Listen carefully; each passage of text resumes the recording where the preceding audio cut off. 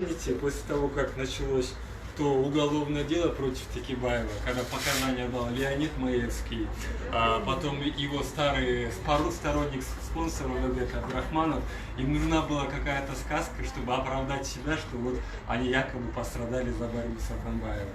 И такая сказка у них появилась, это сказка про дачасу. Я хочу у всех, вот, кто смотрит, ну просто откройте реакцию посольства Турции, которая прямо говорит, что этот документ, якобы грибучая змея, есть псевдоним. Да, эта операция «Гремучая змея», она написана на турецком с ошибкой. Пустая турецкое посольство говорит: ребята, это полная фикция, это полная чушь, в которой верить нельзя.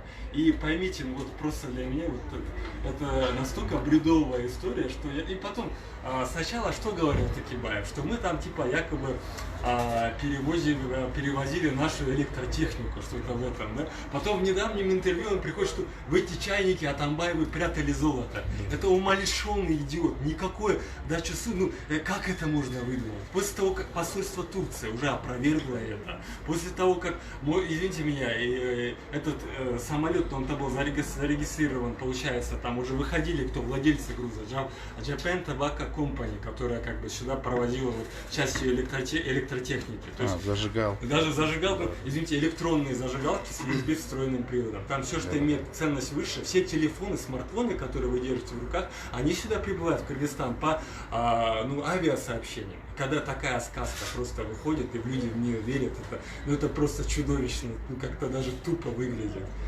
Извините, кто будет в чайниках, как сказал Текибаев, перевозить золото? Это вообще какой-то бред.